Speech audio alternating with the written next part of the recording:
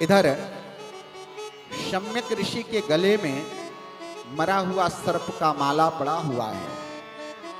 कुछ खेल रहे बच्चे देखते हैं और जाकर के नदी में स्नान कर रहे ऋषि पुत्र श्रृंगी को कहते हैं कि तुम्हारे पिता के गले में किसी ने मरा हुआ सर्प डाल दिया है। इतना सुनते ही वह ऋषि पुत्र श्रृंगी क्रोधित हो गया और नदी में स्नान करते हुए हाथ में जल लेकर के और उसने शाप दे दिया। इति लंघित मर्यादः तक्षकः सप्तमे हनि। करें कि जिसने भी मेरे पिता के गले में मरा हुआ सर्प डाला है, ठीक है, आज से 7वें दिन उससे तक्षक डस लेगा और जिसके कारण उसकी मृत्यु हो जाएगी। ऐसा शाप श्रृंगी ने दे दिया। नदी से दौड़ता हुआ आया बालक और पिता के गले में मरे हुए सर्प को देख करके रोने लगा। जोर जोर से रोने के कारण पिता की समाधि खुल गई और खुली तो उन्होंने पूछा, बेटा तुम इतना रो क्यों रहे हो, कारण क्या है?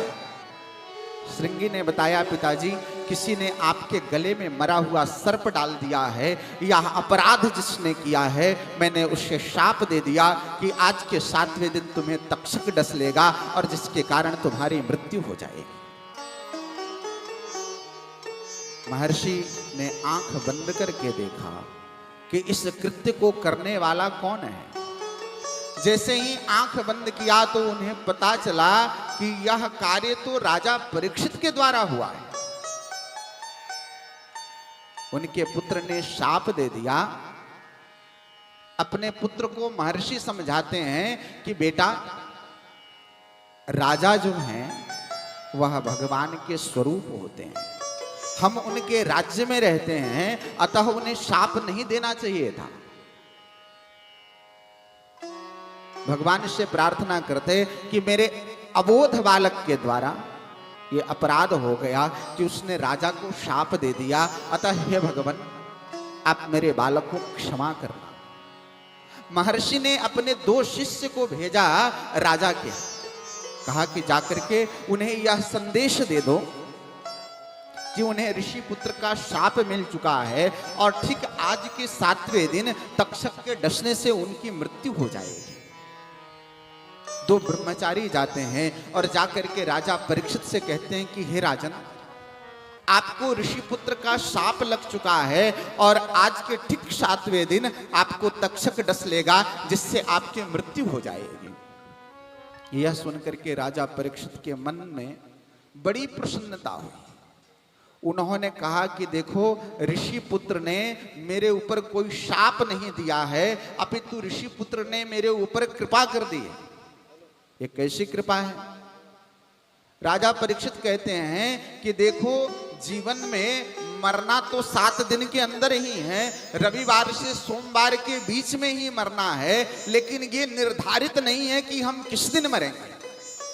लेकिन ऋषि पुत्र ने मुझे यह निर्धारित कर दिया कि मैं 7वें दिन ही मरूंगा, उससे पहले मैं मर नहीं सकता।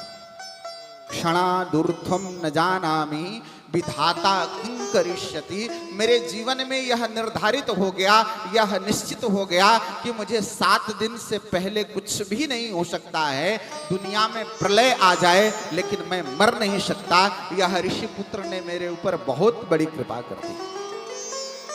राजा परीक्षित उसी समय अपने पुत्र जन्मेजय को बुला करके और राज्य सिंहासन पर बैठाकर अभिषेक कर देते हैं और कहते हैं कि मेरे जीवन में केवल 7 दिन बचा हुआ है और इस 7 दिनों में मुझे अपने जीवन को कल्याणमय बना लेना है, इसलिए मैं इस राज्य का परित्याग करके जा रहा हूं। राजा परीक्षित राज्य का परित्याग करके और गंगा के तट पर शुक्रताल में चले गए, जहां पर अनेक संत महात्मा विद्वान ब्राह्मण बैठ करके जप तप स्वाध्याय कर रहे होते हैं।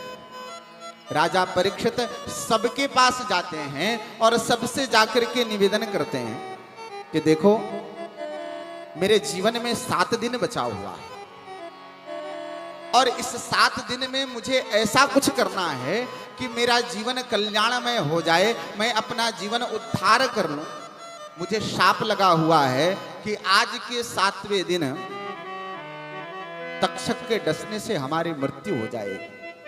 क्या कोई ऐसा पूजा, कोई ऐसा पाठ, कोई अनुष्ठान कुछ ऐसा है जिसके करने से मुझे तक्षक न डसे, जिसके करने से मेरे जीवन में मरने का भय खत्म हो जाए?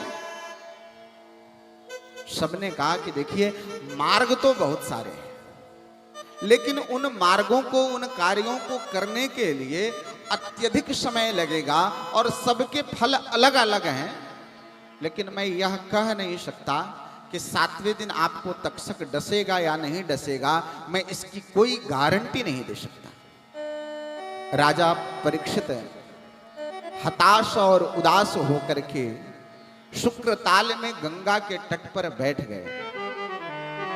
इतने ही देर में तत्राभवत भगवान व्यासपुत्रो बभूव।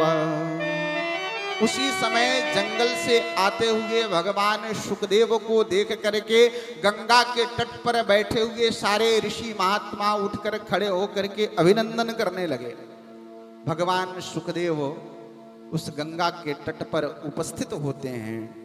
सारे संत महात्मा खड़े होकर के भगवान शुकदेव की प्रार्थना करते हैं। राजा परीक्षित चरणों में लेट गए और भगवान शुकदेव का पूजन करते हुए भगवान शुकदेव की स्तुति करते हैं। हरि कथा